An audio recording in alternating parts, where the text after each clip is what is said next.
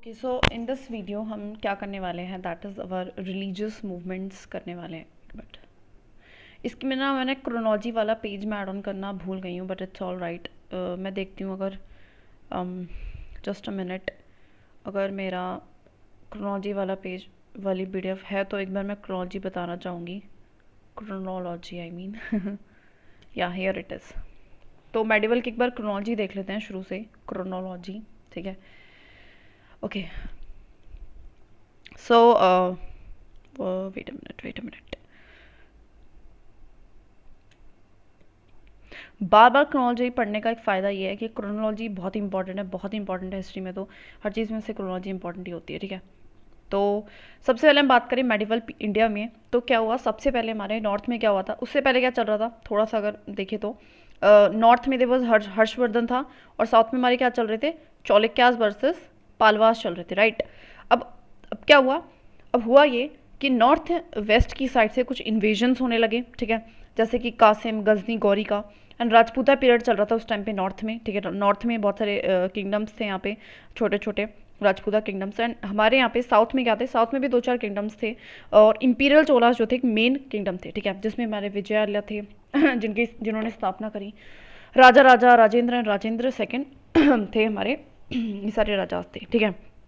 Now इसके बाद क्या होता है, दिल्ली सुल्तानेट पीरियड सेटल होता है। इन्हीं गौरी के एक स्लेव से जो है इसकी स्थापना करता है, जिससे स्लेव डायनेस्टी शुरू होती है। कुतुब बिन ऐबक, इल्तुतमिश, बलबन इनके मेन रूलर हैं, खिलजी, अलाउद्दीन, देन तुगलक, मोहम्मद बिन तुगलक, फिरोज शाह तुगलक। और इसके पैरेलल में हमने क्या देखा था कि विजयनगर एंड ब्राह्मणी किंगडम्स का south, not exactly south, टिकेन part में क्या हो गया था, शुरुआत हो गया था, ठीक है। एंड उसके बाद हमने क्या देखा था कि सैयद डायनेस्टी आती है, लोधी डायनेस्टी आती है, उसमें सिकंदर लोधी ने इब्राहिम लोधी के बारे में देखा हमने। एंड ये हमारा क्या था, फॉरेन ट्रैवलर भी यहाँ से आने शुरू हो जाते हैं parallel to this period of time, ठीक है। जहाँ से मोहम्मद बिन कासिम विजयनगर जहाँ की स्थापना हो रही, उसी टाइम से हमें फॉरेन ट्रैवलर्स आने शुरू होते हैं। फॉरेन मतलब पोर्चुगीज़ वाले, ठीक है, पोर्चुगीज़ वगैरह ना। मुगल पीरियड जो है उसके बाद हमारा क्या आता है, मुगल पीरियड आता है, ठीक है, जिसके पैरेलल में कुछ रिलीजियस मूवमेंट्स भी चलती हैं, दैट इज़ भक्तिसिज्म एंड सूफिज्म, जिसके बारे में आज हम पढ़ेंगे। मुगल पीरियड के बारे में पढ़ेंगे, मुगल पीरियड का स्थापना कैसे हुई, बाबर कौन था, और उसके बेटा हुमायूं, शेर शाह, अकबर, जहांगीर, शाहजहाँ, उसके बाद औरंगजेब कौन था, और देन लेटर मुगल्स कौन आए, इन सब के बारे में। एस प्लस में यहाँ पे हमने कुछ मराठा के बारे में भी पढ़ना है, ठीक है। तो इसमें मैंने क्रोनोलॉजी में नहीं लिखा था, बट इट्स ऑल राइट, हम मराठास के बारे में पढ़ेंगे। तो बेसिकली मराठास का जो जन्म है वो औरंगजेब के ही पैरेलल में होता है, ठीक है, मराठास का, ठीक है। तो ये हम पढ़ने वाले हैं, ठीक है। तो बैक टू द जाते हैं हमारे, सबसे पहले दैट इज़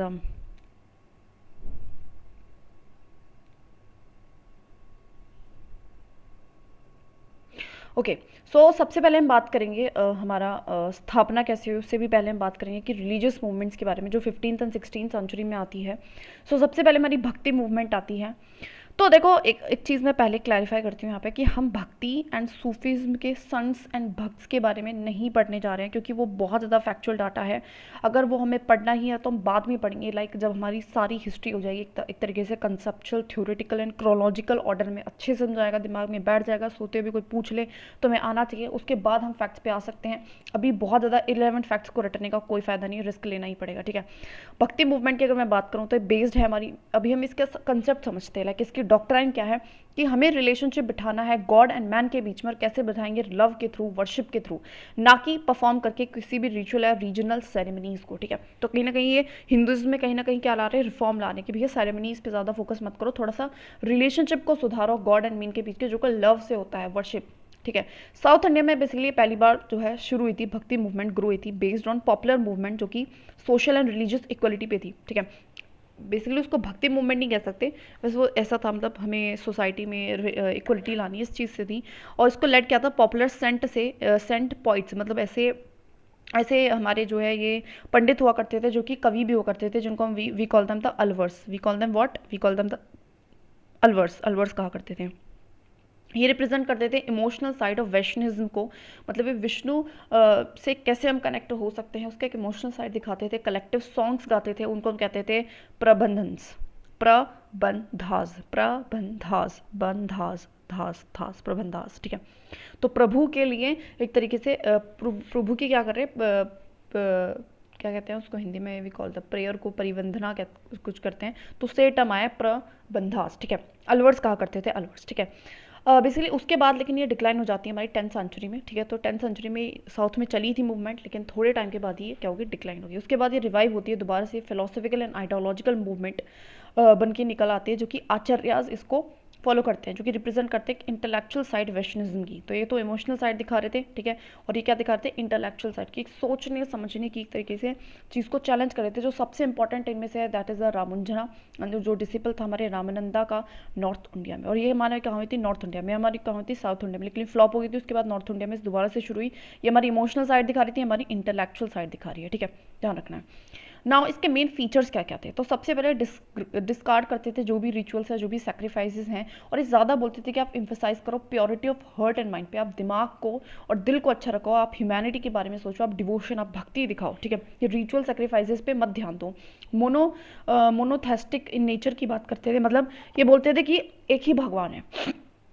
ये क्या बोलते थे, एक ही भगवान है, गॉड हैज़ आइदर फॉर्म, और वो बोलते थे या फिर तो गॉड के पास कोई फॉर्म है जिसको हम कह रहे हैं सगुना, ठीक है, या फिर वो फॉर्मलेस है जिसको हम कहते हैं निर्गुना, ठीक है, जो कहते हैं वो निर्गुना है, मतलब निर का मतलब होता है नहीं, और गुण का यहाँ पे गुना का मतलब हो रहा है यहाँ पे कि शेप नहीं है, ठीक है। नॉलेज जो है, नॉलेज पे ध्यान दो, ऐसी बात करी उन्होंने। एग्लिटेरियन मूवमेंट थी है, ठीक है, और इन्होंने डिनाउंस करा था हमारी कास्टिसिज्म को, ठीक है, क्या करा था, क्योंकि उन्होंने डिनाउंस किया था, उन्होंने बिल्कुल ये अगेंस्ट थे कास्टिसिज्म के, ठीक है। बेस्ट फॉर्म ऑफ वर्शिप की बात करते थे कि वर्शिप करनी तो कैसे करनी, रिचुअल से नहीं करनी, गाने गा के करनी है, भजन गाने है, रियलाइजेशन करना है, गॉड का एक पर्सनल एफर्ट लगाना है, अपने खुद से एफर्ट करने पड़ेंगे, आपको किसी प्रीस्टली का क्लास की जरूरत नहीं है, ठीक है, ऐसा उन्होंने बोला। जो सेंट है वो प्रीच कर रहे थे लोकल लैंग्वेज में, एज वेल एज ये भी ध्यान रखना कि जो सेंट है वो किस में प्रीच करते हैं, लोकल लैंग्वेज में। इसी वजह से जो ये हमारी दैट इज़ ये मूवमेंट इतना ज़्यादा सक्सेसफुल हुई कह सकते हैं हम, ठीक है। अब यहाँ पे कुछ फिलोसफीज़ हैं, उसके फाउंडर मुझे लगा कि इंपॉर्टेंट है, तो सबसे पहला हमारा है बहुत काला काला हो गया, आई नो दैट, शिष्टा वेता, ठीक है, द वेता, जिसको रामानुज आचार्य ने किया। फिर देरेजा देवाता वैता, भेद भेद भेद, इसको निम्बरक ने किया। द्वैत को किया माधवा ने, एंड हमारे सुधा शुद्ध को किया विष्णु ने, विष्णु स्वामी ने, ठीक है।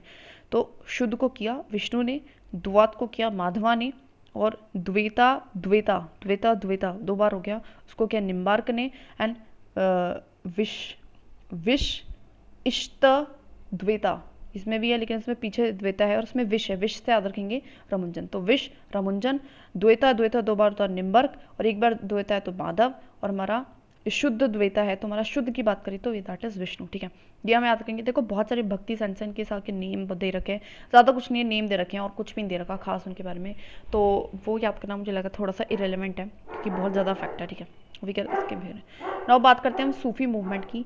तो सूफी मूवमेंट की अगर मैं बात करती हूँ तो एक मिस्टिकल मूवमेंट थी जो हमारी इस्लाम में आई थी। बेसिकली इस्लाम को थोड़ा सा लिबरलाइज करने के लिए मूवमेंट आई थी।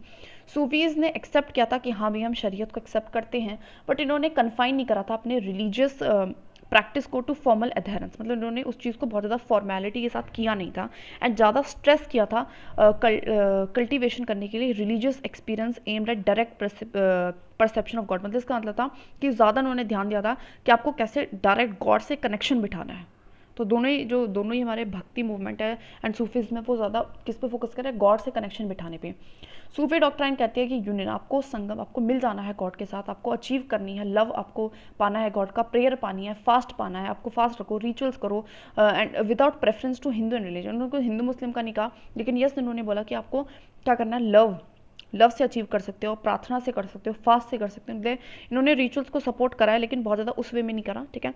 एंड ये दोनों के लिए था, हिंदू मुस्लिम कोई भी, ठीक है। मेन फीचर्स इसके ये थे कि काफ़ी ऑर्गेनाइज था डिफरेंट किस्में सिलसिलाज में, जिसको हम ऑर्डर कहते हैं, सिलसिला, ठीक है। ऑब्जर्व करती थी variety of ideas and practices इसने लिए थे डिफरेंट रिलीजन्स, जैसे कि हिंदुज़्म है, क्रिश्चियनिटी, बुद्धिज्म एंड ज़ोरास्ट्रियनिज्म में भी है, ठीक है। सूफीज़्म का जो एम था, मेन इनका एम ये था कि इनको सर्विस करनी है मैनकाइंड, मतलब ह्यूमैनिटी की बात कर रहे थे, वो भी स्पिरिचुअल सेल्फ डेवलपमेंट, कि आप क्या खुद का डेवलपमेंट होगा तभी आप क्या कर सकते हो, एज वेल एज एक ह्यूमन बन पाओगे। अच्छा ठीक है। हिंदू मुस्लिम यूनिटी की बात कर रहे थे, अपोज करते थे जो भी ऑर्थोडॉक्स से पुरानी चीज़ें नहीं करनी, आपको प्रीच नहीं करना faith and devotion to God, ठीक है।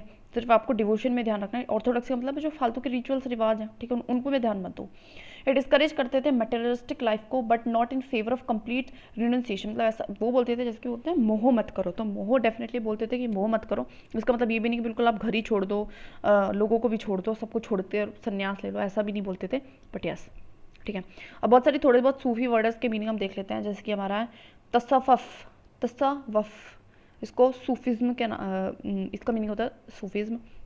शेख पीर मुर्शिद, ठीक है, शेख पीर मुर्शिद, इसका मतलब होता है स्पिरिचुअल लीडर, ठीक है।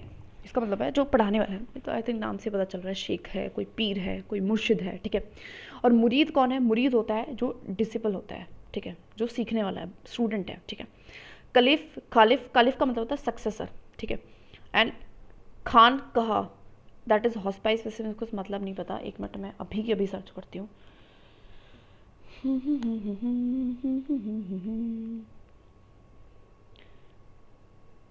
Hospice meaning, yup. अरे मेरा तो मोबाइल डाटा ही ऑफ है, अरे ये क्या होगा?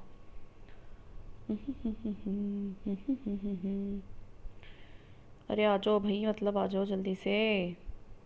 हॉस्पाइस का मतलब special hospital where people who are dying are cared for. अच्छा, हॉस्पाइस का मतलब हॉस्पिटल काइंड है कुछ, जिसमें मरे हुए लोगों की केयर की जाए, मतलब जो मरने वाले हैं। समा, समा से याद रखेंगे म्यूजिकल रिसाइटल, देखो हमारा भी सामवेद है ना, तो साम साम से याद रखना है, म्यूजिक से। रक्षा, रक्षा का मतलब है डांस, ठीक है। फना, फना का मतलब है सेल्फ एनहिलेशन, ठीक है। तो सेल्फ एनहिलेशन, अभी एनहिलेशन का भी मेरे को मतलब नहीं पता, देख लेना है, सारी मेहनत नहीं करूँगी। जियारत, जियारत का मतलब है pilgrimage to the tombs of Sufi संत, जियारत, जियारत मतलब आप रथ, रथ से याद रखना रथ, तो रथ किस लिए होता है? मूवमेंट के लिए, तो ये भी क्या है? पिलग्रिमेज है, ठीक है। अचीवमेंट्स क्या थी अभी इस भक्ति एंड सूफी मूवमेंट की? तो इसने इन्फ्लुएंस करा काफ़ी, एक दूसरे को भी किया। भक्ति से उसने बेसिकली रिफॉर्म लाने की कोशिश करी हिंदुइज्म में, वहीं पे सूफीज्म ने क्या करा? लिबरलाइज करने की कोशिश करी इस्लाम को। दोनों ने ही ब्रेक करा ऑर्थोडॉक्सी से, जो फालतू की रिचुअल्स रिवाज थी सोसाइटी की, फालतू का कल्चर बनाना था, उनसे निकलने की बात करनी। दोनों ने इनकरेज करा सोशल रिफॉर्म को, एक एटमॉस्फेयर क्रिएट करा इंटर रिलीजियस फ्रेटर्निटी के लिए, भाईचारा बढ़े, हिंदू एंड मुस्लिम्स जो है रिकनसाइल हो, एक साथ बैठें और बात करें, एक साथ रहे, मतलब डेवलपमेंट। मतलब देखो दोनों का जो आइडिया है, दोनों का जो आइडिया वो सेम है कि भैया भगवान से कनेक्शन बिठाना है, कि हाँ भैया क्या करना है हमें, प्यार से करना है, हमें रिचुअल्स को फॉलो नहीं करता। तो कहीं ना कहीं वो एक एकता क्रिएट करने की कोशिश करी। डेवलपमेंट भी हुआ यहाँ पे रीजनल लैंग्वेजेस को, बिकॉज ये प्रीच कर रहे थे किस में, जैसे हमने देखा था लोकल लैंग्वेजेस में कर रहे थे, इसी वजह से कल्चरल सिंथेसिस भी हुआ इस टाइम पे, जिसने ट्रांसफर करा एक मुस्लिम रूल को इंडिया में। मतलब कहीं ना कहीं इसी वजह से मुस्लिम रूल सक्सेसफुल हो पाया। क्यों? क्योंकि कहीं ना कहीं यही चीज़ थी जिसकी वजह से मुस्लिम रूल जो है सक्सेसफुल हो पाया। ऐसे मुस्लिम रूलर्स जो हैं उनको अपना हम एम्परर मान पाए, ठीक है। अगर हम बात करते हैं मुगल पीरियड की, तो हम बात करेंगे मुगल पीरियड की। तो बेसिकली बाबर सबसे पहला था। तो हमने वैसे पिछले लेक्चर में देखा था कि हुआ क्या था। इब्राहिम लोडी जो कि हमारा लास्ट लोडी डायनेस्टी का किंग था, दिल्ली सुल्तानेट का, उसका जो होता है ना, उसका एक गवर्नर क्या करता है, उसके खिलाफ कॉन्स्पिरेंसी कर लेता है और क्या करता है, बाबर को बुला लेता है। बाबर और फिर इब्राहिम लोडी का क्या होता है, बैटल होता है, बैटल ऑफ पानीपत, जिसको हम कहते हैं फर्स्ट बैटल ऑफ पानीपत। और इसमें क्या होता है हमारा, इसमें हमारा ये होता है, बैटल ऑफ पानीपत ही है ना, या फर्स्ट बैटल ऑफ पानीपत। और इसमें हमारा बाबर जीत जाता है और वहीं से हमारी शुरुआत होती है, दैट इज़ मुगल पीरियड की, ठीक है। सो यहाँ पे फाउंडेशन रखी गई थी मुगल पीरियड की, इसने बाबर ने रखी थी, ठीक है। ये डिसेंडेंट था तैमूर का ही, ठीक है, जो साइड अपने फादर, मतलब वैसे सच इंपॉर्टेंट नहीं है, बट ठीक है। इसने डिफीट करता है इब्राहिम लोडी को वही फर्स्ट बैटल ऑफ पानीपत में, और यहीं से इस्टेब्लिश हुई थी मुगल डायनेस्टी, ठीक है। अगर मैं बात करूँ, उसका एक टॉम भी है काबुल में, ठीक है, ध्यान रखना है। इसने अडॉप्ट करा था। देखो हर किंग की ना हम दो चार चीज़ें ध्यान रखेंगे, हर किंग की हम दो चार चीज़ें क्या ध्यान रखेंगे, कि एक तो उसका मेन कॉन्ट्रीब्यूशन क्या रहा है, ठीक है, कॉन्ट्रीब्यूशन ही मेन है, बाकी कुछ खास मेन नहीं है, ठीक है। जैसे कि तुगलुमा लाया। तुगलुमा का क्या मतलब है, डिवाइड करता था आर्मी को वेरियस किस में, यूनिट्स में, तो उसको कह रहे हैं तुगलुमा, ठीक है, तुगलुमा। उसके बाद फ्लैंकिंग पार्टी सिस्टम लेके आया, यूज़ करी थी उसने पहली बार गन पाउडर एंड आर्टिलरी का इंडिया में, तो ये चीज़ उसने पहली बार करी थी। इसने कंपाइल भी करी कुछ पोइम्स, मतलब इसका थोड़ा बहुत लिटरेचर में कॉन्ट्रीब्यूशन रहा है। Poems Diwan and Mubayyan and रॉड करी है, रिसाल ई यूज़ और लेटर्स ऑफ बाबर कहते हैं तो इसको, ठीक है। तो मतलब थोड़ा बहुत लिटरेचर में इसका ध्यान था, तो ये ध्यान है कि हाँ भैया इसका लिटरेचर में ध्यान है, और ऐसा इसका कोई खास कॉन्ट्रीब्यूशन नहीं है। और एक ये है, इसने तुगलामा लाया flanking party system and gun powder artillery.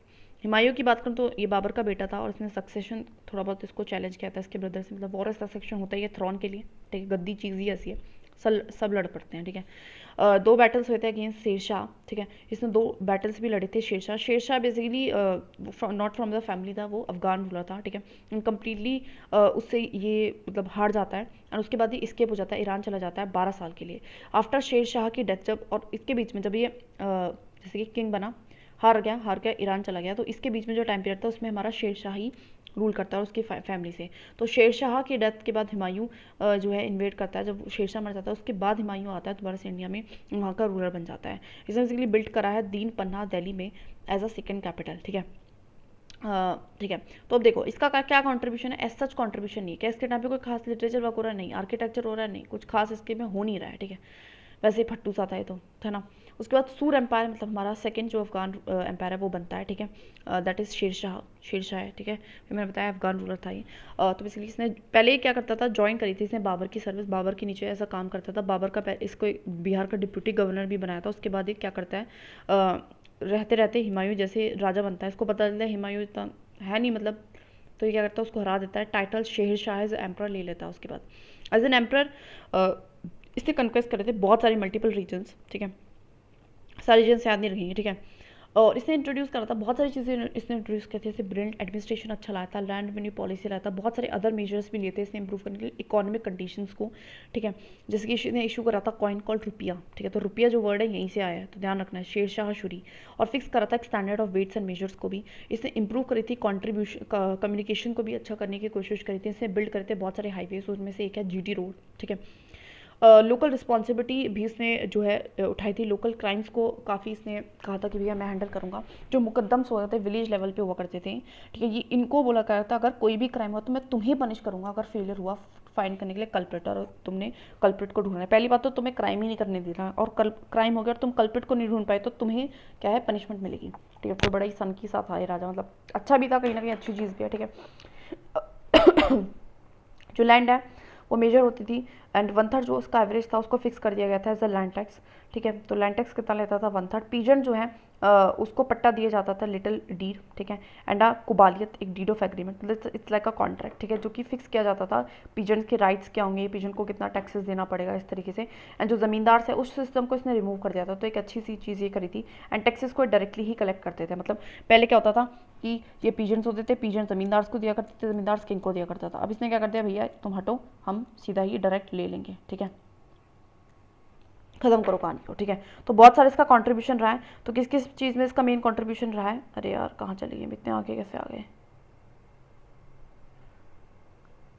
अच्छा सॉरी मैंने एडमिनिस्ट्रेटिव यूनिट और ये हेडर लगी हुई, इसको भी कर लेना। इकता प्रोविंस, सरकार डिस्ट्रिक्ट, परगना, तुलक, ग्राम को विलेज कहते थे।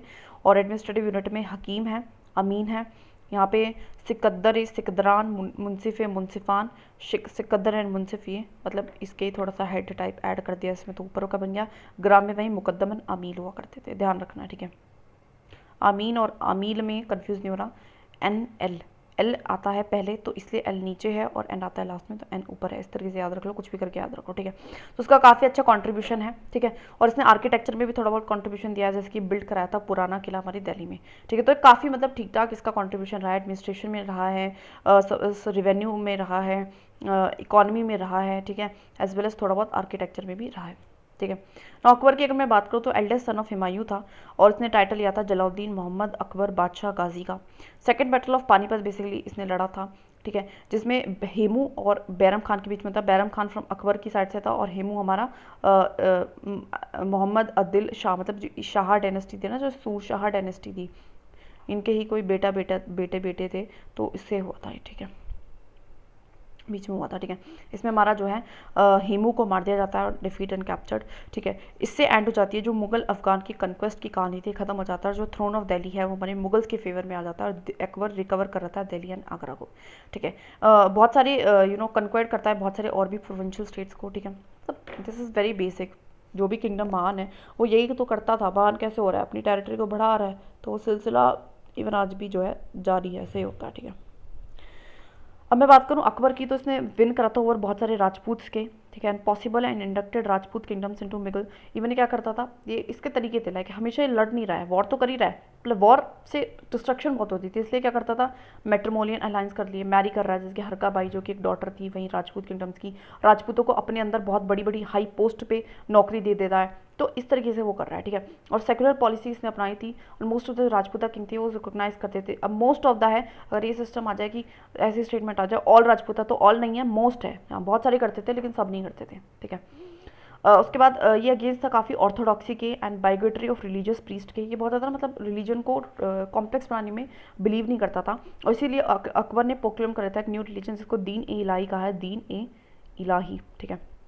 एंड ये बेस्ड था सिंथेसिस ऑफ वैल्यूज, इसने बहुत सारे सेवरल रीजन्स के अच्छे अच्छे वैल्यूज़ को निकाल के एक धर्म लगाया। वेल ये डिड नॉट रिकॉग्नाइज नहीं करता था प्रॉफिट को, एंड बीरबल ओनली हिंदू था जिसने फॉलो करा, and Deen A lie did not वैसे पॉपुलर बहुत ज़्यादा हुआ नहीं आज के टाइम पे, इसलिए पॉपुलर भी नहीं है, ठीक है। इसका आर्किटेक्चर में काफ़ी अच्छा रोल था, ठीक है। इसने Fatehpur Sikri, Agra fort, Lahore fort, Allahabad fort and Humayun का टॉम बनवाया, ठीक है। शेख सलीम की चिश्ती भी जो है वो बनवाई थी, सॉरी शेख एक था सलीम चिश्ती, तो बेसिकली क्या था ना कि इनके पास कोई बेटा नहीं था, ठीक है। तो इस जो चिश्ती है ना, इसने बेसिकली आशीर्वाद दिया था, इसके चलते इनके पास बेटा होता है सन, और इसके ओनर में क्या करते हैं, अकबर शिफ्ट कर लेते हैं अपने कोर्ट को आगरा से फतेहपुर सीकरी भी, ठीक है। तो इसलिए इन्हीं के चलते हैं, ठीक है, ये भी ध्यान रखना है, ठीक है। ये पैट्रन था आर्ट एंड अपने कोर्ट में बहुत सारे पर्सन्स भी थे जो फ्लोरिश होता हुआ करते थे, जैसे कि नवरत्ना थे, इसके में 9 ज्वेल्स थे, जैसे कि बीरबल है, अब्दुल फजल है जो कि एक स्कॉलर भी था, फैजिया ये भी एक स्कॉलर है, ठीक है। टोडरमल फाइनेंस मिनिस्टर जो कि दहशाला बंदोबस्त या फिर क्या जब्ती सिस्टम लाता है, वो हम आगे पढ़ लेंगे क्या है। भगवान दास मनसबदार था, जैसे कि मैंने देखा था राजपूतों को बहुत बड़ी बड़ी पोस्ट दिया करते थे, मानसिक एक मनसबदार था, तानसेन एक म्यूजिशियन था, ठीक है। अब्दुल रहीम जो था वो भी एक हिंदी पोइट था, एंड हमारा मुल्ला द प्यासा, तो ये सारे मतलब थे ऑल दीज 9 ज्वेल्स, याद नहीं रखना, बस थोड़ा बहुत आइडिया रखना है कि हाँ भैया थोड़ा बहुत लाइक। तुलसीदास भी इसी के अकबर के ही पीरियड के दौरान जो है रहते थे, ठीक है। इसको हम अकबर को रियल फाउंडर मानते हैं मुगल एम्पायर का। फर्स्ट जो है मुगल रूलर था जिसने बेसिकली डाइवोर्स किया था रिलीजन एंड पॉलिटिक्स को, दोनों को अलग अलग लेके चलता था। अकबर जो है गिव मुगल इंडिया को एक वन ऑफिशियल लैंग्वेज इसने दिया थे, दैट इज पर्शियन दी थी, ठीक है, पर्शियन, ये ध्यान रखना है, इंपॉर्टेंट कॉन्ट्रीब्यूशन है। बात करें जहांगीर की, तो सन था बेटा था अकबर का, और इसने बहुत सारे ऑर्डिनेंसेस निकाले थे, बहुत ज़्यादा इसने भी एडमिनिस्ट्रेशन में काम किया था, जस्टिस के लिए specially. J for Jahangir, J for justice, ध्यान रखिए। इसने इस्टेब्लिश करा था जनीर ए दिल, ठीक है, जनीर ए दिल, तो ये एक चेन ऑफ जस्टिस थी, मतलब जस्टिस के लिए, ठीक है, आगरा फोर्ट में, ठीक है। इन्फ्लुएंस था इसका स्टेट अफेयर्स का, इस अपनी वाइफ से बड़ा इनको बिलव था, ठीक है। तो इसलिए ये अपनी वाइफ को जैसे कि स्टेट अफेयर्स में भी घुसा रहा था, कॉइन्स भी इशू कर रहा है, तो जॉइंटली कर रहा है नूरजहाँ के नाम पे और अपने नाम पे, ठीक है।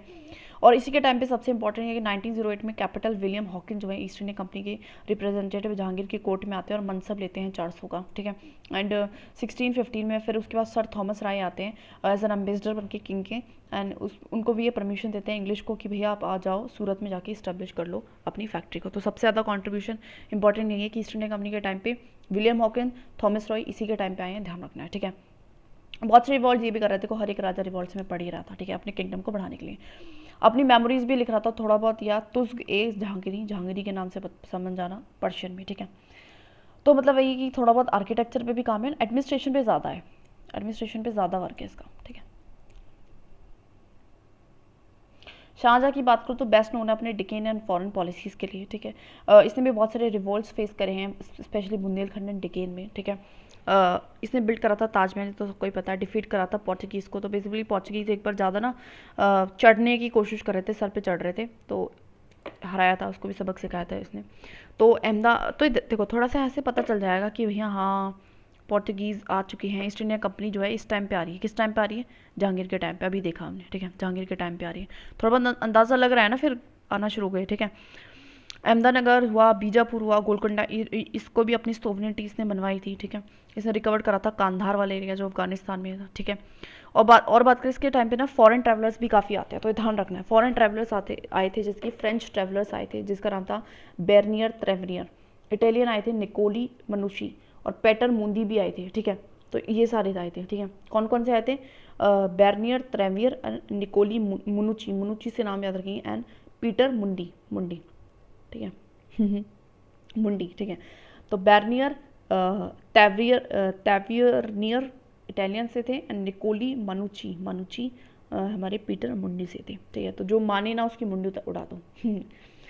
इन्होंने काफ़ी प्रमोशन करा था आर्ट कल्चर एंड आर्किटेक्चर का अपने टाइम में, जैसे कि रेड फोर्ट, जामा मस्जिद, ताजमहल, ये सारे मैग्निफिकेंट कुछ स्ट्रक्चर्स है। शाहजहाँ की बाद में क्या होती थी, लास्ट के टाइम पे हेल्थ के इश्यूज़ हो गए थे, उसकी वजह से वॉर ऑफ सक्सेशन होता है थ्रोन के लिए, एंड औरंगजेब इसमें विक्टीरियस होता है, ठीक है। आगे बढ़ते हैं। औरंगजेब, तो एक चीज़ ध्यान रखना है कि इसी टाइम पे जो है मराठास भी राइज में आते हैं। इसी टाइम पे जो हमारा खालसा सेक्ट है, जो हमारा रिलीजन है, ये सिखिज्म का एक खालसा मतलब ग्रुप में अरेंज हो जाता है, ठीक है। इनका टाइटल था आलमगीर। पहले 23 साल उन्होंने बेसिकली ज़्यादा कंसंट्रेट करा था नॉर्थ इंडिया पे, और इनका जो पीरियड था इसमें मराठास काफ़ी अंडर द शिवाजी रोज हुए थे पावर में, एंड वेरी फोर्स हुए थे, ठीक है। इन्होंने कैप्चर किया था गुरु तेज बहादुर को, और उसको एग्जीक्यूट भी करा दिया था उनको, और इसी वजह से गुरु गोविंद सिंह ने कम्युनिटी बनाई थी वॉरियर की, जिसको हम खालसा कहते हैं। तो ये कहीं ना कहीं मतलब औरंगजेब के ही बेवकूफ़ वाली हरकतों की वजह से जो मराठास हैं, इस वजह से जो खालसा है, इनका जन्म हुआ था, ठीक है। बंदा बहादुर उसके बाद इस रिवॉल्ट को लीड करता था, डिसिपल था ये हमारे गुरु गोविंद सिंह का, और continue the war against the Mughals, और तब से मुगल्स के खिलाफ। इस टाइम पे क्या हुआ था, इस टाइम पे ना रिवॉल्ट्स काफ़ी होने लगे थे अगेंस्ट द औरंगजेब के रिजान के, जैसे कि नॉर्थ इंडिया में जाट हुए, बुंदेला, सतनामी, सिख हुए, उसके बाद राजपूत हुए।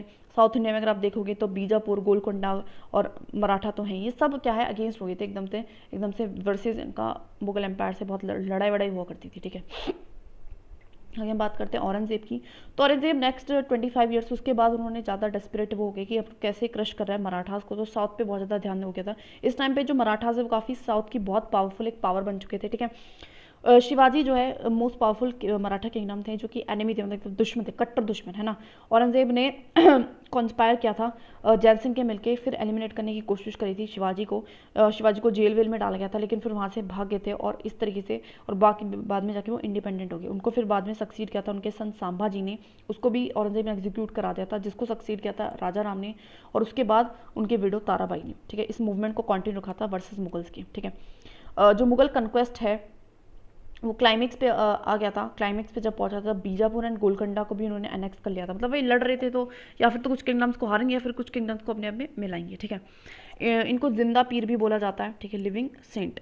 जजिया जो है इस टाइम पे वो रीइंट्रोड्यूस, मतलब थोड़े से रिलीजियस काइंडा ये कट्टर मुस्लिम थे, तो इसने जिजिया को भी इंट्रोड्यूस करा, एंड हिंदू मनसबदार भी लेकिन रखते थे वहीं पे at the same time Hindu मनसब, क्योंकि जो अच्छा उसको रख भी रहे हैं, ठीक है।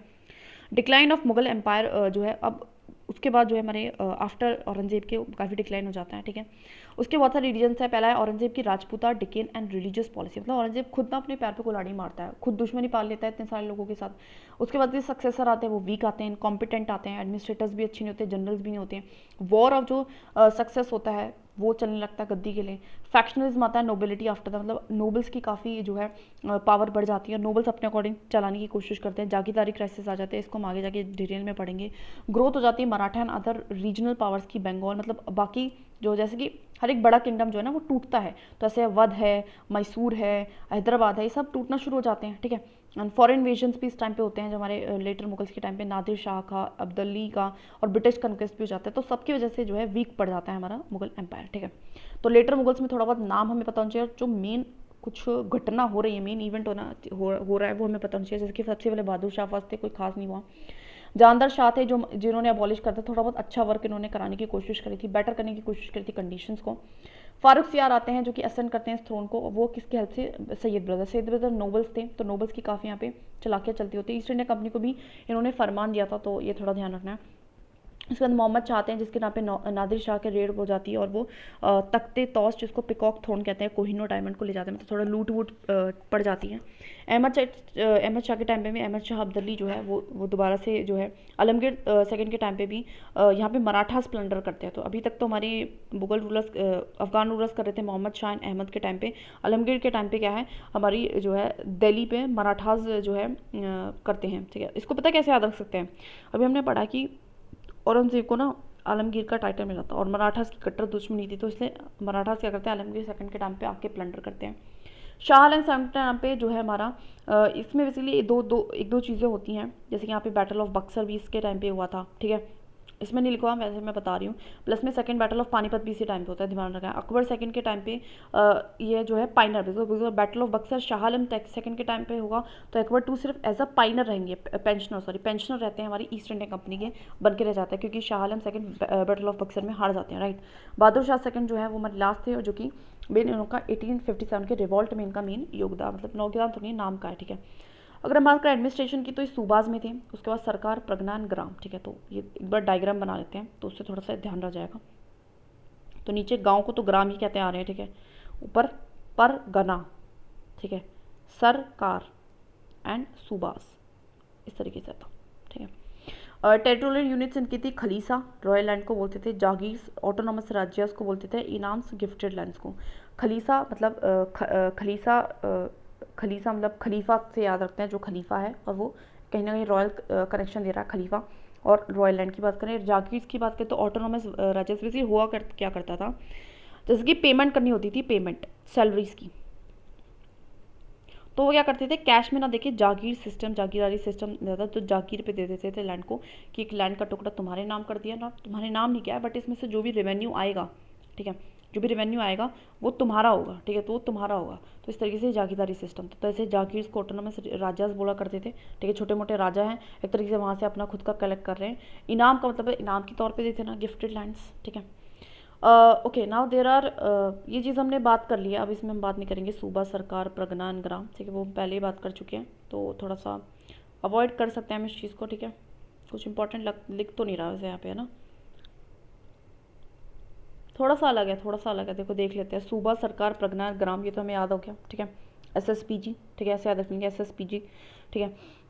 नाउ फौजदार एक नई टर्म आई है, वही कुछ समथिंग रिलेटेड टू वही होगा ना अपना, फौज से रिलेटेड।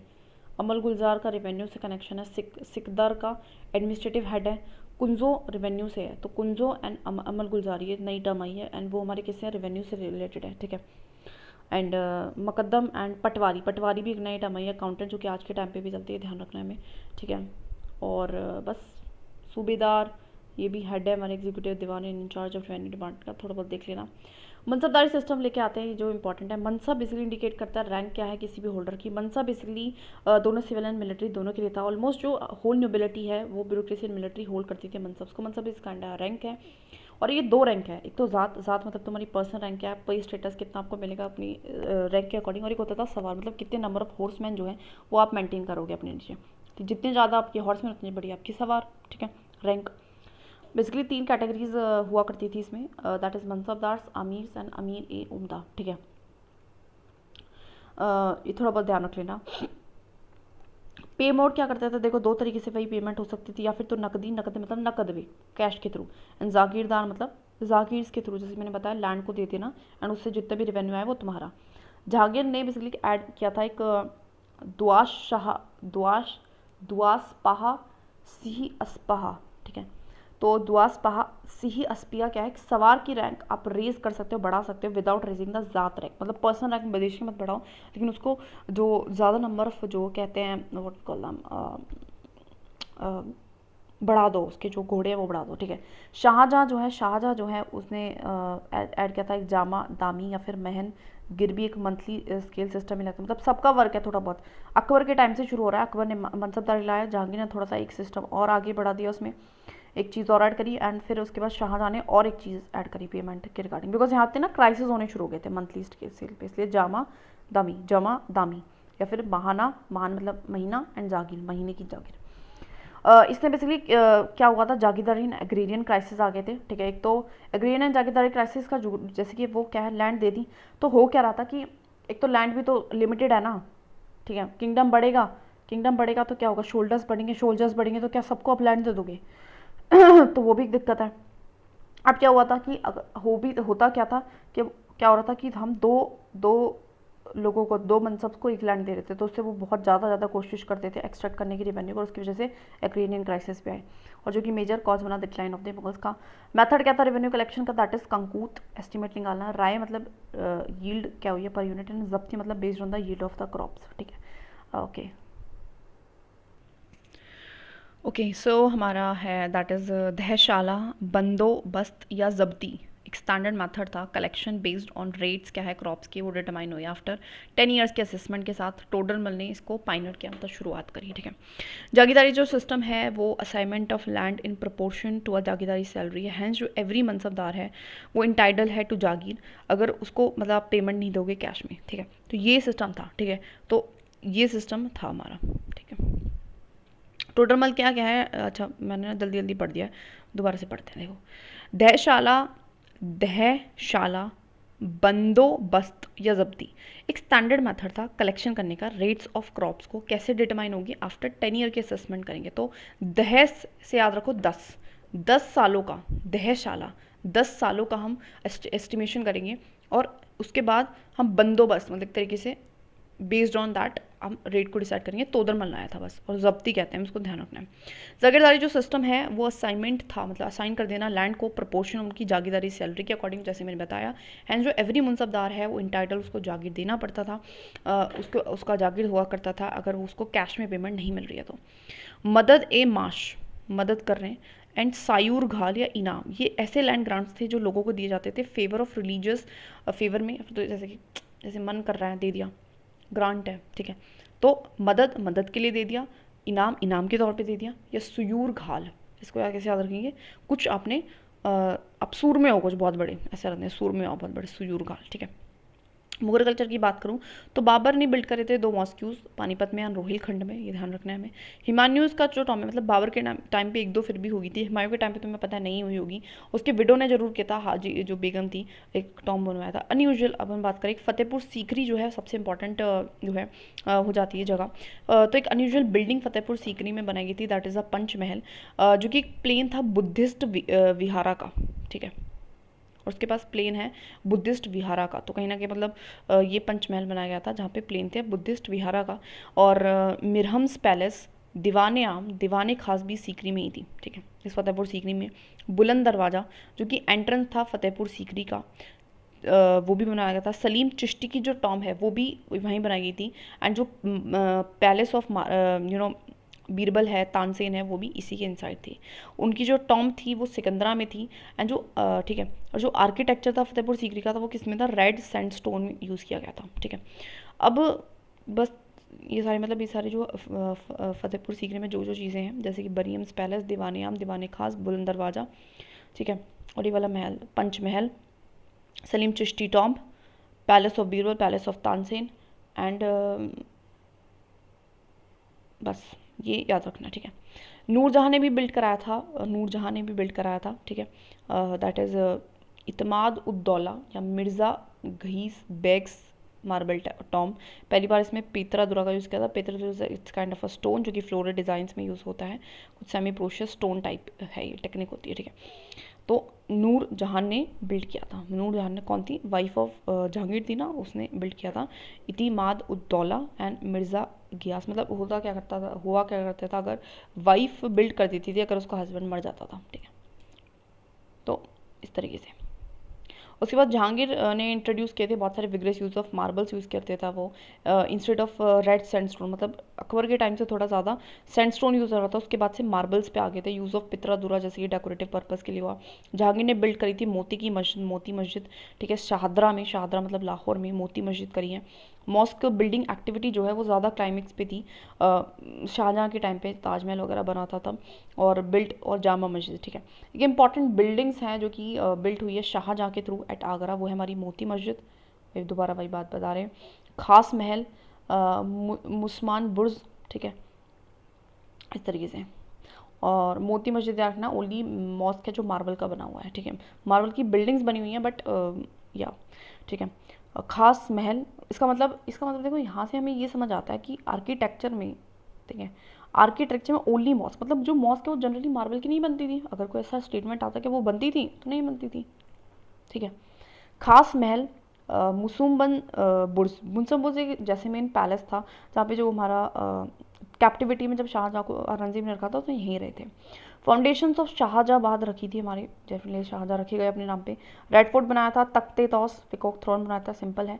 ओनली बिल्डिंग जो औरंगजेब ने रेड फोर्ट में बनवाई है वो है मोती मस्जिद, ठीक है। तो दो मोती मस्जिद हो गए मुझे पता है, ठीक है, बट कंफ्यूज नहीं होना है, ठीक है। ये मॉस्क है और ये हमारा, ये भी मॉस्क है बट ये रेड फोर्ट के अंदर है, ठीक है। नाउ एक मॉन्यूमेंट जो कि एसोसिएटेड था अपनी वाइफ के लिए, मतलब थोड़ा बहुत प्यार था इनको मान लेते हैं औरंगजेब का, दैट इज़ बीबी का मकबरा उन्होंने बनवाया था टॉम ऑफ हिज वाइफ के लिए औरंगाबाद में, अपने नाम से बनवाया, ठीक है। बिल्ट द बादशाही मस्जिद भी बनवाई थी लाहौर में, ठीक है। हुमायूं जो है, अच्छा पेंटर्स की हम बात करते हैं सुधा। अब थोड़ा पेंटर्स कौन कौन रख रहा है ध्यान रखते हैं। हुमायूं रख रहा है, ठीक है, अकबर रख रहा है, एंड हमारा कौन रख रहा है, हुमायूं रख रहा है, अकबर रख रहा है, और हमारा कौन रख रहा है, जहांगीर रख रहा है, ठीक है। तो हुमायूं के टाइम पे कौन थे हमारे, मीर सैयद अली एंड अब्दुल समाद। यहाँ पे दशवंत एंड बसवन है, दशवंत एंड बसवन, ठीक है। वन वन से याद रख लेंगे अकबर, ठीक है, अकबर और वन वन वन, ठीक है, one one. Abdul Hasan, Ustad Mansoor and बिशंदस, ये हमारे फेमस पेंटर्स हैं कुछ जहांगीर के कोर्ट में। तो ध्यान रखना कि मतलब पेंटर रखवाई ये तीन रहे हैं, अगर आप बाकी कोई आए तो हम ऑप्शन एटलीस्ट एलिमिनेट करवाएंगे, हुमायूं, अकबर एंड हमारा जहांगीर के कोर्ट में थे, ठीक है ना। टाइटल्स भी बहुत दिया करते थे मुगल एम्पर, देखो पहले भी ये चीज़ थी बट बहुत रेयर मिलेगी। जो भी जैसे अच्छा वर्क करता ना, वर्क अच्छा करता था आर्ट में, कल्चर में, उनको ना टाइटल्स दिए करते थे, स्पेशली जो लिटरेचर में, पेंटिंग में, एंड हमारा दैट इज़ M4 क्या था, म्यूज़िक में अच्छा काम करता था, उसको ये काफ़ी टाइटल्स वाइटल्स उन्होंने दिए हैं, बस इतना ध्यान रखना है हमें, ठीक है।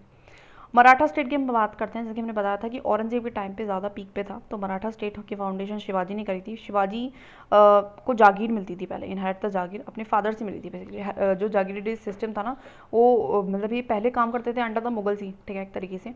उसके बाद अपने फादर की जागीर इनको मिल जाती है इनहेरिटेड, और जब इनकी डेथ हो जाती है गार्जियन की, तो फुल चार्ज हो जाते हैं अपनी जागीर की। जागीर is a post, it's kind of a मतलब मनसब मिल गया इनको, ठीक है। उसके बाद वो बहुत सारे फोर्ट्स को कन्क्वायर करते हैं, ठीक है। एंड रूलर ऑफ जो बीजापुर है, बीजापुर साउथ में है, ठीक है, उसको पनिश करने की भी कोशिश करते हैं शिवाजी को, कि भैया ये तो बहुत बड़ा चढ़ रहा है, कभी किसी फोर्ट को जीत रहा है, कभी किसी फोर्ट को जीत रहा है। और इस तरीके से उसके बाद क्या होता है, औरंगजेब भी इवन कोशिश करते हैं पुट डाउन करने के लिए शिवाजी को, और पूना में इवन करते भी हैं, और फिर बोल्ड अटैक होता है उन पर, ठीक है, इस तरीके से वो करते हैं, मतलब बोल्ड अटैक नॉट उन पर नहीं होता, सॉरी। उसके बाद राजा जय सिंह ऑफ अम्बेर के साथ अपॉइंट कर लेता है औरंगजेब उनको पुट डाउन करने के लिए शिवाजी को, भाई तुम कैसे भी करके इस बंदे को बैठाओ, ये बैठ नहीं रहा है, ठीक है। अब शिवाजी जो थे उसको टाइटल ना था दैट इज हिंदवा धर्मो धनक का, तो प्रोटेक्टर ऑफ हिंदुइज्म भी कहा जाता है, क्योंकि इस टाइम पे ना औरंगजेब बहुत ज़्यादा अगेंस्ट हो गया था, और इसके चलते स्ट्रगल विद मुगल्स के संग इनका हुआ, एंड उन्होंने कन्क्वेस्ट करता मतलब बहुत एक्सपेंड करा था उन्होंने काफ़ी, तभी तो उनका नाम पड़ा है, ठीक है। और शिवाजी के एडमिनिस्ट्रेशन को देखा तो उनकी टेरिटरी डिवाइडेड थी अपने रूल स्वराज में, रूल स्वराज 3 प्रोविंसेस में, ठीक है। और हर किसी का वाइसरॉय था, प्रोविंस फिर प्रांत में डिवाइडेड थे, प्रगनाज में। उसके बाद हमारे लोज जो यूनिट थे वो पटेल थी, हेडमैन जिसको हम कह रहे हैं, मतलब ग्राम को हेड कर रहा है पटेल, ठीक है, ये ओवर थी। तो स्वराज तो वाइसरॉय है, स्वराज है तो वाइसरॉय है, ठीक है। प्रोविंस को करा है वाइसरॉय हैंडल कर रहा है। उसके बाद नीचे प्रांत है, प्रांत को प्रगनाज है उसके बाद, एंड हमारा लोअर्स जो है दैट इज विलेज है, बट उसको हेड पटेल कर रहा है, तो पी काफ़ी है इनका, ठीक है। आगे हम बात करते हैं अष्ट प्रधान का भी सिस्टम था, 8 मिनिस्टर काउंसिल ऑफ मिनिस्टर में थे इनके, जो कि कोई कलेक्टिव रिस्पॉन्सिबिलिटी नहीं थी, हर एक मेंबर जो है डायरेक्टली रिस्पॉन्सिबल था शिवाजी को। शिवाजी का अष्ट प्रधान में पेशवा आता था, जो मुख्य प्रधान था प्राइम मिनिस्टर, मुजुमदार जो कि अमित्या था, जिसको फाइनेंस मिनिस्टर रेवेन्यू मिनिस्टर था, पैसे हैं तो मजे मजे, इसलिए मुजूम आ गया हमें तो, ठीक है। वकिस नविस हमारा होम मिनिस्टर था, ठीक है, वकिस नविस। दाबिर हमारा था फॉरेन मिनिस्टर, ठीक है। एंड सुरनविस हमारा था दैट इज़ अ रॉयल कॉरेस्पेंडेंस, ठीक है, सुरनविस सचिव भी हम इसको कह रहे हैं, ठीक है। पंडित राव तो नाम से ये that is the religious affairs, and सर ए नौबत दैट इज़ मिलिट्री कमांडर है, ठीक है, सेनापति। सर ए नौबत मतलब सर है, हेड है नौबात का, उसको मिलिट्री कमांडर बोला है। एंड न्यायाधीश मतलब जस्टिस से हम इसको कनेक्ट कर सकते हैं, ठीक है। आगे हम बात करें तो लैंड रेवेन्यू की मेजरमेंट क्या थी, खाती, ठीक है, क्योंकि खाते पीते लोग थे, ठीक है। लैंड रेवेन्यू जो है वो फिक्स था 1/3, एंड इनिशियली पहले वो 2/5, उसके बाद मतलब पहले 1/3 था, फिर 2/5 कर दिया गया था। चौथ एक टैक्स ही कलेक्ट करते थे जो कि 25% था लैंड रेवेन्यू, जो कि मराठास को देना पड़ेगा अगर आपको रेड रोकनी है तो, मतलब वरना आप रेड करेंगे वरना हम लूटेंगे आके, ठीक है। सुरदेश मुगी जो है वो एक एडिशनली टैक्स था, 10% लगता था उन लैंड ऑफ महाराष्ट्र पे, जो कि ओवर द मराठा क्लेम कर रहे कि हमारी है और हेरिटरी राइट है हमारा, लेकिन वो पार्ट ऑफ मुगल एम्पायर थी, पार्ट है तो आपको देना पड़ेगा, आप रख रहे हो तो आपको देना पड़ेगा। संभाजी इनके बेटे थे, एल्डर सन थे शिवाजी के, जो प्रोटेक्शन एंड सपोर्ट इन्होंने अकबर टू को भी दिया था, रेबेलियस जो सन था औरंगजेब का, जिससे कि वो औरंगजेब को हटा सके, क्योंकि औरंगजेब तो कट्टरपंथी चल ही रही है ना। एंड उसके बाद वो कैप्चर्ड होते हैं, ठीक है, he was captured Mughal noble, and उसको एग्जीक्यूट कर दिया जाता है, ठीक है। तो ध्यान रखना है हमारा कि जो हमारे संभाजी थे उनको मार दिया जाता है। तो उनके बेटे होते हैं राजा राम, नहीं उनके बेटे उनके भाई होते हैं, ध्यान रखना ये भाई हैं, ठीक है। तो उनके हेल्प ऑफ मिनिस्टर्स हैं, वो सक्सीड कर लेते हैं राजगढ़ में एंड फ्लैड। मुगल जब इन्वेजन होता है तो वो चले जाते हैं वहाँ से, राजगढ़ जो है वो कैप्चर हो जाता है। और संभाजी की जो वाइफ थी, वाइफ तो बच रही थी, बच्चे भी थे, बच्चा साहू जो कि असली मालिक था गद्दी का, लेकिन वो भाई उसका ले लेता है बिकॉज था नहीं ना कोई भी मुगल्स, ठीक है। एक न्यू पोस्ट ऑफ प्रतिनिधि जो है वो बनाते हैं, ये ध्यान रखना है, प्रतिनिधि, ठीक है। ताराबाई की अगर मैं बात करूँ तो ये सक्सीड करती है अपनी माइनर सन को, माइनर सन, ठीक है, एंड गार्जियनशिप ऑफ इस मदर ताराबाई, ठीक है, जो कि ताराबाई, ठीक है। तो ताराबाई कौन था? राजा राम की वाइफ थी, इज द वाइफ ऑफ राजा राय, ठीक है। तो उनका जो बेटा होता है राजा राम एंड ताराबाई का, शिवाजी टू, तो उनको बेसिकली अब वो गद्दी पे बैठेगा, लेकिन वो नहीं चल सकता, फिर ताराबाई इस कंटिन्यू करती है स्ट्रगल को। उसके बाद शाहू, अब शाहू कौन था? देखो this two things happening here, that is एक तो शिवाजी है, शिवाजी था हमारे सबसे पहले, उनके बेटे हुए संभाजी, राइट, और राजा राम, ये बड़े थे छोटे थे। संभाजी को मार दिया जाता है, उनकी वाइफ होती है और उनका बेटा होता है साहू, एंड राजा राम का बेटा होता है शिवाजी टू, ठीक है, जिसको लीड कर रही होती है ताराबाई, ठीक है, मतलब इनकी मदर होती है। अब होता क्या है कि जानबूझ के मुगल एम्पर क्या करते हैं, शाहू को रिलीज कर देते हैं, बिकॉज कर लिया था इन्होंने, ये बच्चे हुए थे अभी, ठीक है, और ये रूल कर रहे थे, जिससे इनके बीच में कॉन्फ्लिक्ट हो जाए। और फिर क्या होता है कि इस कॉन्फ्लिक्ट को सुलझाता है हमारा बाजीराव, मतलब क्या नाम है, नाम याद नहीं आ रहा। और तब से पेशवा की पावर बहुत ज़्यादा राइज हो जाती है, इतना स्टोरी ध्यान रखनी है, वही चीज़ बता रखी है इन्होंने। तो साहू फिर रिलीज कर दिया था मुगल एम्पर के थ्रू। अब साहू बेसिकली ऑक्यूपाई कर लेता है सतारा को, जो उसका नॉर्दर्न हिस्सा होता है, ठीक है, साउदर्न पार्ट लेकिन अभी भी अंडर द कंट्रोल होता है डिसेंडेंट ऑफ राजा राम के डिसेंडेंट शिवाजी टू के उसमें। शाहूस का जो रिजाइन है इसमें पेशवा की पावर बहुत ज़्यादा बढ़ जाती है, ट्रांसफॉर्मेशन होता है मराठा किंगडम को एक एम्पायर में based on the principle of confederation. मतलब होता क्या है कि यहाँ से जो है किंगडम के ऐसे हिस्से कर दिए जाते हैं और साथ में मिलके रहेंगे, इस तरीके से हो जाता है। तो बालाजी विश्वनाथ थे वो, यस, पहले पेशवा थे। एक पहले तो रेवेन्यू ऑफिशियल थे, उनकी कहानी देखे तो उसके बाद वो पेशवा बनते हैं और उस पोस्ट को फिर हेरिडेटरी एंड इंपॉर्टेंट भी बहुत ज़्यादा बना देते हैं। क्रूशियल रोल इनका होता है फाइनल विक्ट्री ऑफ शाहू का, मतलब ये सेटलमेंट कराते हैं इसलिए शाहू एंड राजा राम का, winning over almost all the Maratha sardars to the side of this Shahu, Shahu को जिताने में काफ़ी हेल्प करते हैं, कंक्लूड कराते हैं एग्रीमेंट को। इन्होंने एग्रीमेंट भी करवाया था सैयद ब्रदर्स का, बाय विच जो मुगल एम्पर है फारूक सियार ने रिकॉग्नाइज करा था शाहू को as the king of the swaraj, ठीक है। ऐसा मानता कि हम स्वराज, मतलब स्वराज इज द उनका जो राज्य है उसको स्वराज बोल रहे हैं और इसका किंग साहू है। तो साहू को काफ़ी सपोर्ट वपोर्ट करते थे यहाँ से, तभी से हमारे जो पेशवा की जो पावर है बहुत ज़्यादा बढ़ जाती है। आगे जो हम पढ़ेंगे अपना एंग्लो मराठा वॉर में, जो कि हमारे मॉडर्न का कंसेप्ट है, इसलिए मैंने अभी इसको इंक्लूड नहीं करा। तो आज हमारी जो हमारी मेडिवल है हमारी वो पूरी कंप्लीट हो गया, ठीक है, मेडिवल पूरी इंडिया हमारी कंप्लीट हो गया। एक मिनट रुको, मेडिवल इंडिया फिर कंप्लीट हो गया, ठीक है। तो बस